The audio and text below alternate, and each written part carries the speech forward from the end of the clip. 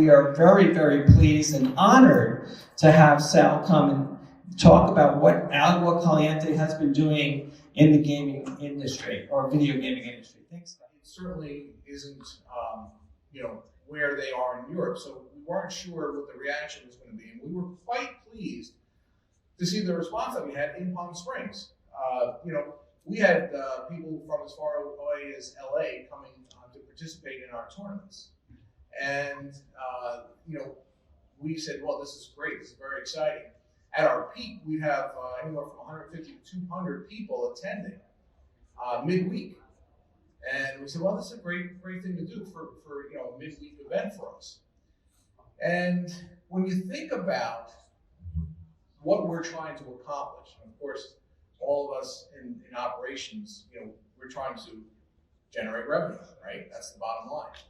And when we look at the results of our events, it's not a huge moneymaker. We were profitable, no doubt. We didn't lose money on the events, but it's not as profitable as slot machines or blackjack tables, right?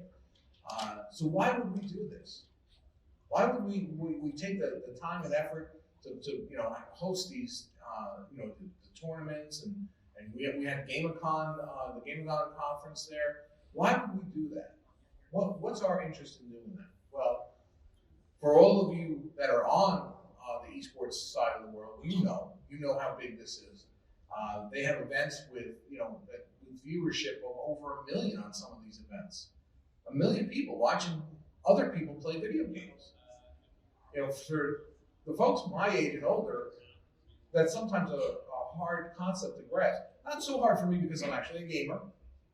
Okay, so which is certainly a help for my involvement with this, but certainly not like some of the gamers that we have today.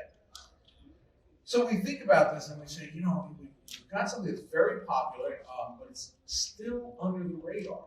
It's still under the radar, especially for casinos. And obviously, we see what's happening here in Las Vegas with MGM and HyperX and things like that. But outside of that world, it's people are kind of like, oh, esports, let's tournaments and play. So let me give you our take on this. Agua Caliente, and I think anybody that's in operations, right? You're always thinking about generating more revenue, of course, right? That's how we keep our jobs. We generate revenue and we make money and we continue to move forward. But it's important not to be short-sighted in what we do. And having the opportunity to work in tribal gaming as a consultant for many years, and now almost 5 years with Agua, you understand that there's a different perspective. And when you're doing the day-to-day at a commercial casino, you really focus on today and tomorrow, right? Maybe next week. But when you get to be at a more strategic level, and especially on the tribal gaming side, we're less concerned about today and tomorrow. We're more concerned about years down the road, 5 years, 10 years, decades around.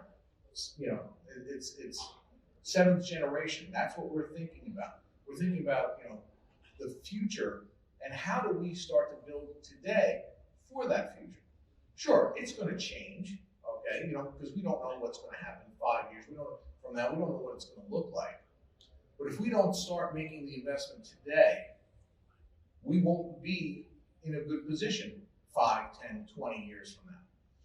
So when we look at esports, we understand, I understand, my team understands, my tribal council understands that there's something here, and no one has that crystal ball to say what this is going to look like down the road. So we're going to, start moving down the road this way as an investment in our future. Because, to think about something that's being broadcast and there's over 1 million people watching, that's significant. The industry today is valued anywhere between 1 and 3 billion, depending on who you listen to. And where was it 5 years ago? Okay, and where will it be 5 years from now? What will it be valued at? This is definitely a industry, if you will, that will grow exponentially each year. We see it happening. So for casinos and for us at Agua Caliente, we're always focused on that younger generation because that's the investment in our future. And this is something that we've always done in casinos, right? We always think about, future customers. And what customers are doing today aren't necessarily what they're going to be doing, 10 years from now, 20 years from now, 30 years from now, 40 years from now. What I can tell you is I know, unlike a lot of commercial casinos that sometimes come and go, I can promise you that Agua Caliente will have casinos 40 years from now. The tribe is making investments and focus on those kinds of things where they will be here, whereas commercial casinos, sometimes they go bankrupt and they go away. So 40 years from now, what I try to think about is the life cycle of a casino customer. And when they first come to us, when they're young, maybe they're coming out of college, and what was all the rage a few years ago with colleges? Poker. We had a lot of people playing poker, so they transitioned very easily from playing poker in college, both online and for real, to playing poker in the casinos. From the poker rooms, they migrated to blackjack, and they were playing on the casino floor to playing blackjack. And if we go back in time and we look at the table games players that we had in the 80s, in the 90s, what are they doing now? Well, they've migrated to slot machines. They're playing slot machines now. I have a very good test candidate that I've kept my eye on my entire life. That would be my mother. And she has migrated from playing blackjack, and I remember distinctly her saying, I would never play a slot machine, and that's all she plays now. All right, so we're going back, 30 years ago, 40 years ago, she was a table games player, now she plays slot machines. So it's very interesting, and I don't think anyone here can predict, but when the gamers that we have today that are in their 20s and they're in their 30s, when they're in their 60s and 70s, what will they be playing? Will they migrate to a slot machine? Or will they migrate to some other technology we haven't even invented yet that feels more like what they're doing today from a gaming perspective? I don't know. I don't think anyone here does. I'm pretty sure no one does. But I can tell you that we need to start thinking about it today. And the way we do that is we start with esports.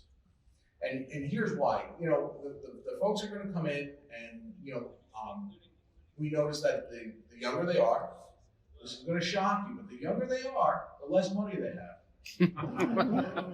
When they get a little older and they get a little bit more money, they take that money, they spend it on drinks at the bar.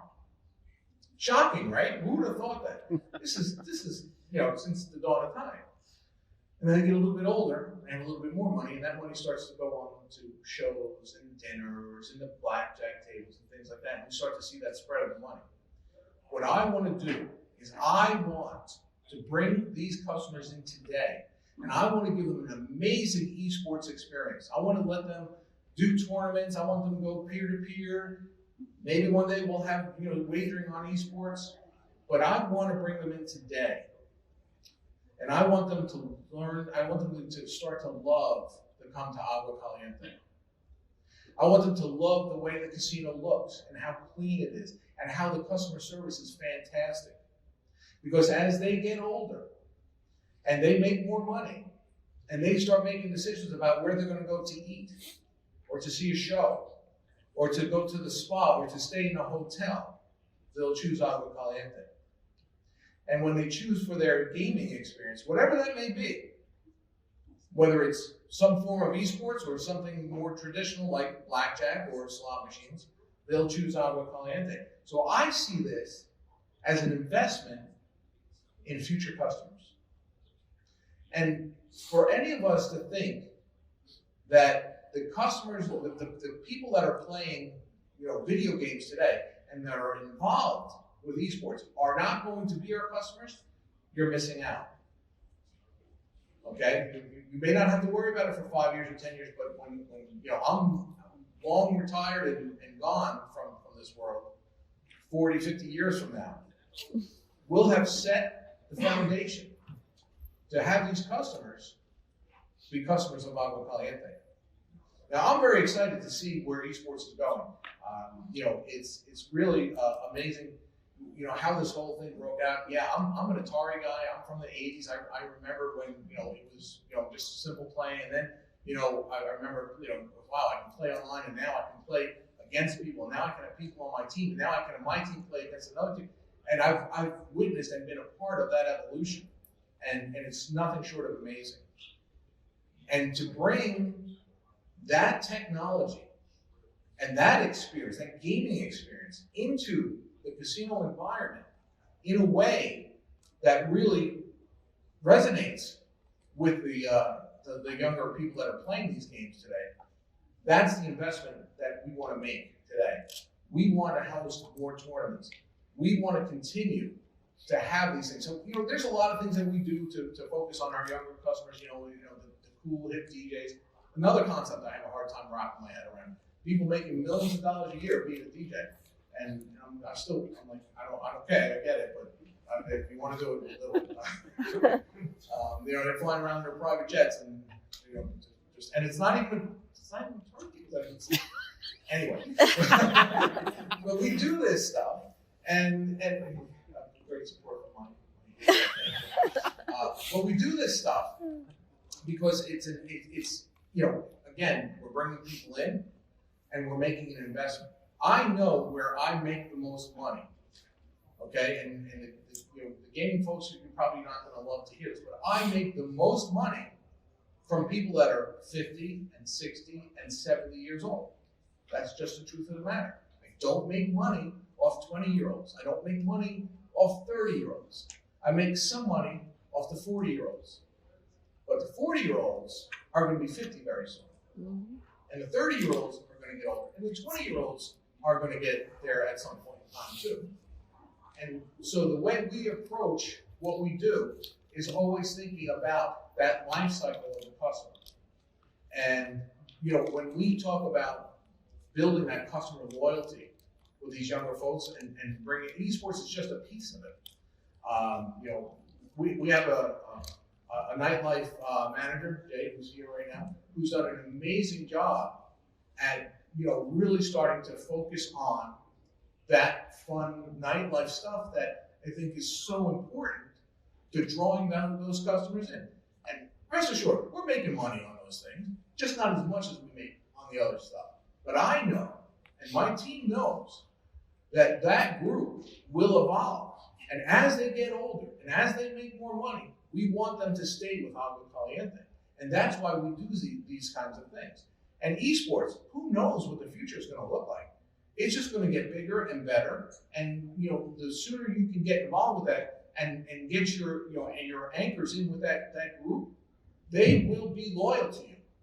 And that's why we see this as something very important that we're going to make an investment in, and we are making the investment in. For those of you that know me, you know that 15 minutes is a very short amount of time for me to talk. I'm already seeing the hook coming over here. But I know everybody's hungry too. I just want to, that's kind of like, the most important thing that I wanted to talk about today was really just understanding the customer life cycle. And, and if you look at it, it's, kind of that timeline where we say, okay, they start here, and, table games and then slots, and, we see the ancillary spend and other things like, entertainment and food and beverage and hotel and things like that. What we're very interested to see is the timeline, the life cycle of e-gaming and the people that are involved with that. And where do they go 5 years, 10 years, 20 years, 30 years from now? Is it a similar line? Will some of these players, some of these participants migrate to slots? They might. Or will it be something completely different? Something that we can't even imagine right now because, look how fast technology evolves. Imagine, could you imagine doing it on your phone today, 10 years ago? No, we couldn't imagine that. So that's why I think it's such an important part of really providing a complete experience for all of our demographics. Okay, I know I'm not going to be able to get my mother, who's the ultimate test case, to participate in esports or watch or anything like that. But I certainly know that the folks that are in that the demographic, 21 to 35, absolutely. And as we bring them in, our esports offerings will grow, and so will their spend, because at the end of the day, that's really what we're looking for. So thank you. Enjoy your life.